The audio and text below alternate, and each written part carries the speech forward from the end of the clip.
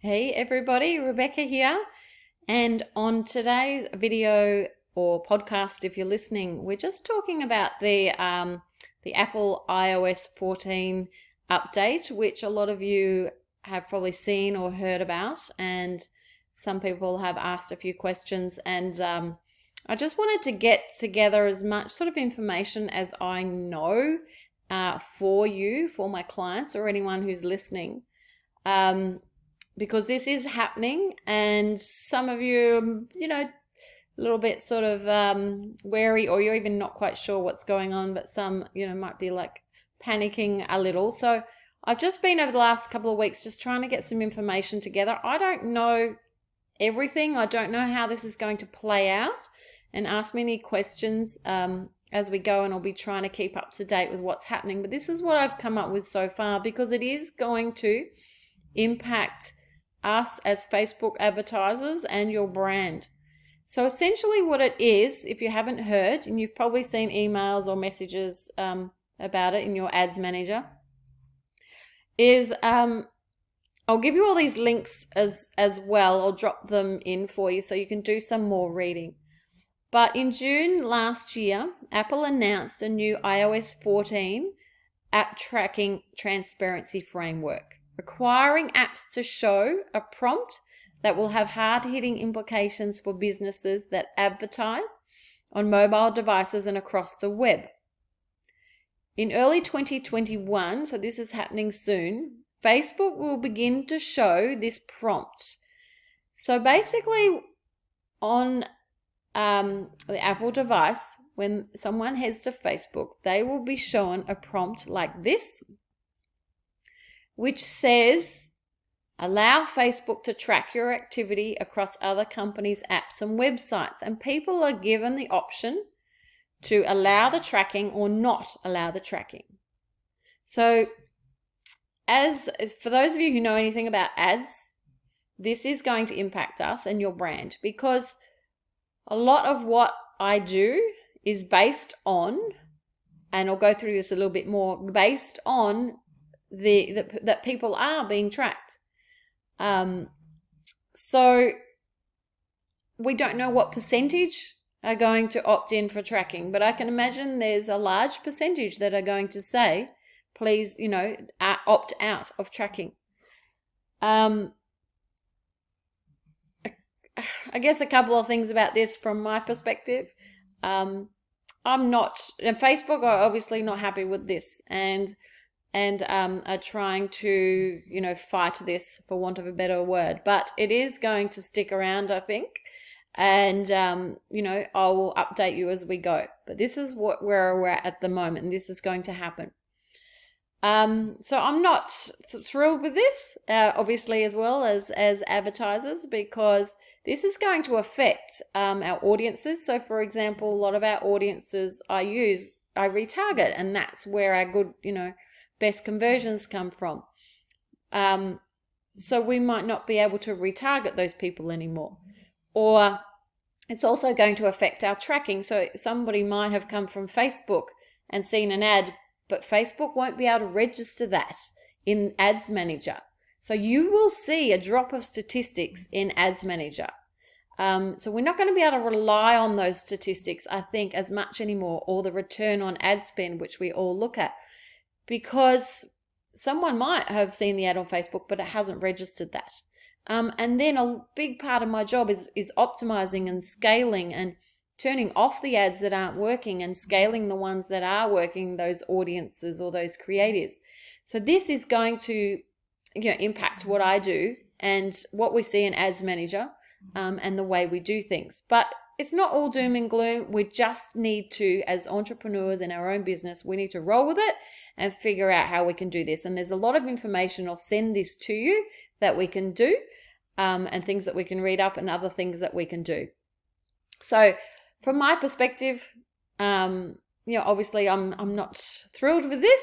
And just for a couple of reasons, even just from my own perspective, like when I scroll Facebook, I see ads that are related to e-commerce and Facebook advertising. And I like that. I want to see that because that's what I'm interested in. Without this tracking, Facebook now might show me ads about cricket or golf that I'm, for example, have no interest in whatsoever.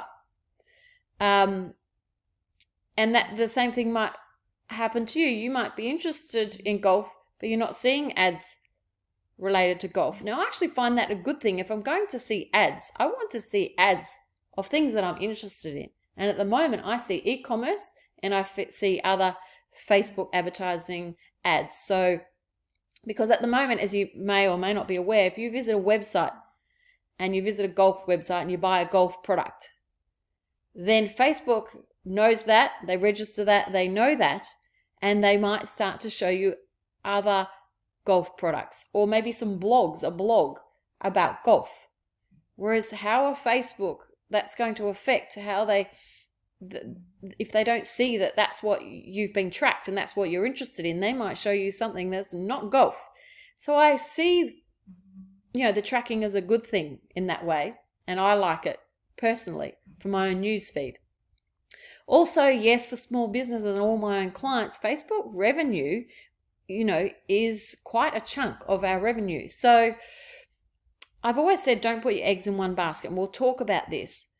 But for example, clients last year really got into email marketing, some of my clients, and I want all of you to do that. And I've got some awesome contacts in email marketing.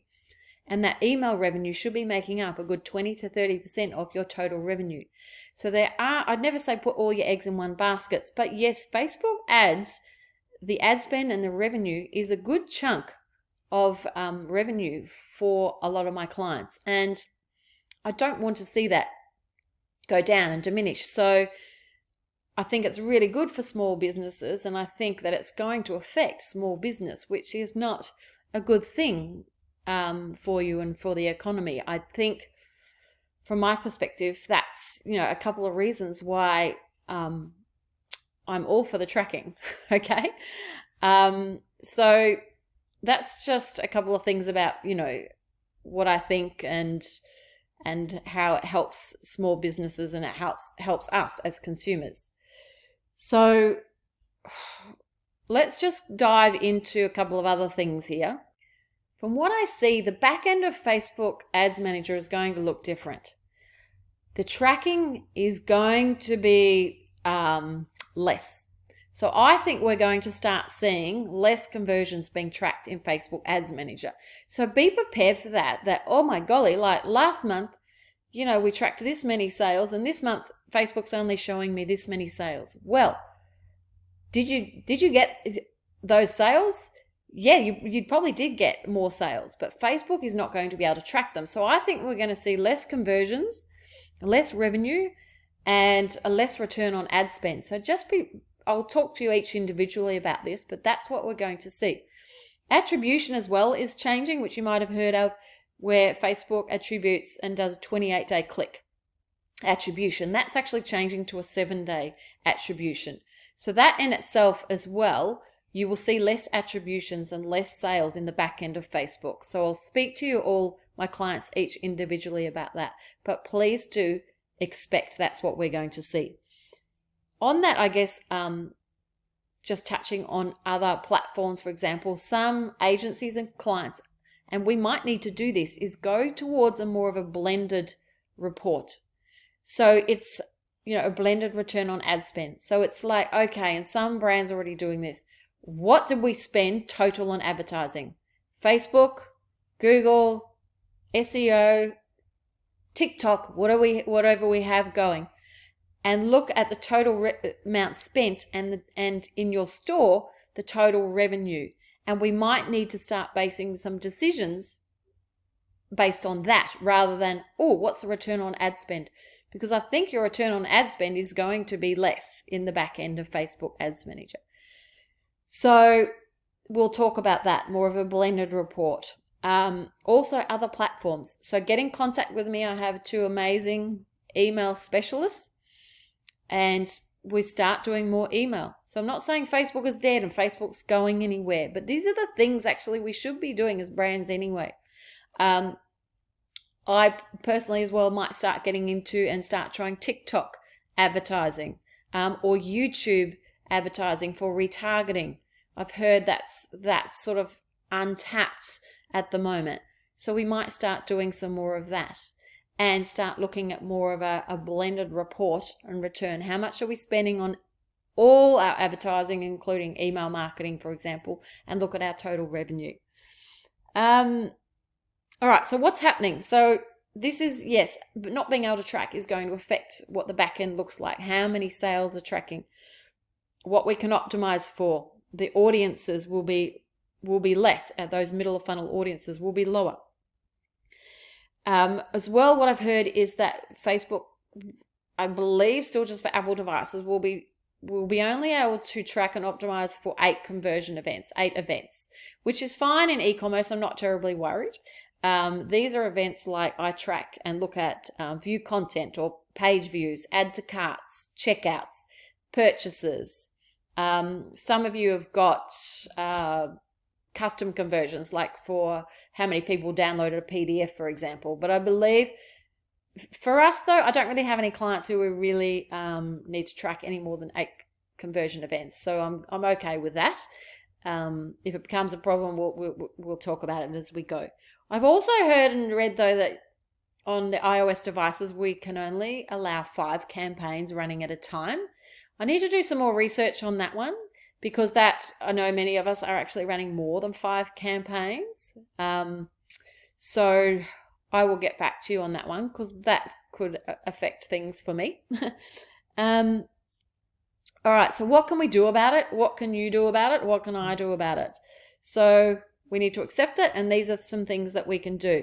As I said, I'm going to give you a bunch of links of some reading that I have done. I want you to take them away and read them and implement as well.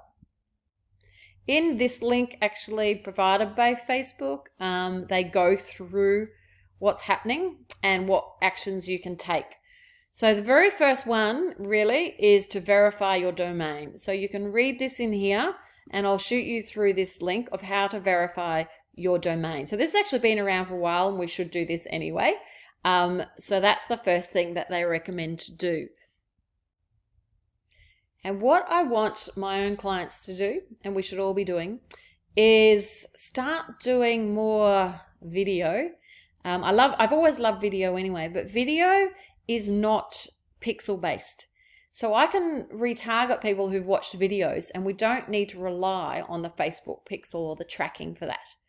So maybe video will become, I mean, it's always been important, but maybe it will become more important, because I can retarget video viewers and page engagement as well. And I've always run those audiences as a middle of the funnel retargeting audience, but maybe that will just become more important. So my clients, please just start doing more video. All of your products should have a video. And when I say video, you don't need to go and do a video shoot. All of you know this. And for those who are listening who don't know me, all you need is your mobile phone and do a product demonstration video. I would have a video of each of your products, unless you're like fashion and you've got like thousands of products, then just do all your new collections or your best sellers. But just start doing more video, because that way, and what some of my most successful campaigns, cold audience and retargeting audiences, are videos. So mobile phone, good, reasonable lighting. People can hear you. You can either be talking, not talking. You can be on camera or just your hands on camera. Most of my clients have got just their hands on the camera showing the product, or you can be on it if you're comfortable like me. I don't really like being on video too much, but I do it. And I put subtitles with it. So do some of those videos. They actually convert better most of the time than a professional video shoot that you might have spent money on. That's all it is. Keep it less than 1 minute. So just keep pumping out some videos for me. Because they're not pixel based. Also now, as I said, just get into that email marketing this year. I've spoken to many of you about it before. I will give you some contacts as we go. Start getting into other advertising platforms as well. And I'm going to be doing that this year and seeing which one I want to go for. Maybe a bit of TikTok, maybe a bit of YouTube advertising, I'm thinking at the moment. I will keep you up to date with whatever else is going on. I'm going to shoot you through a bunch of these links from other people that I've found really, really useful. And this one is from, here's another one. This one's from Andrew Foxwell, about introducing Conversion API, which does not rely on the Pixel. It's server-based. Need to get my head around this, but it actually goes through how to set it up. So you need to start setting this up. Also, I will find out more information about this, but you need to be doing this. I'll shoot you through this link, and here's some more information about the Conversion API as well. And what else have I got here? This I found quite useful from Smart Marketer, Ezra Firestone, if you know about him, and it's everything that you need to know. Yes, I know you don't want to read it, and you don't even want to be listening to this video, but it is super, super important. It is going to impact the way we do things in our business. So I'll send you through more information as we go. Get back to me with any questions. Speak to you soon. Bye.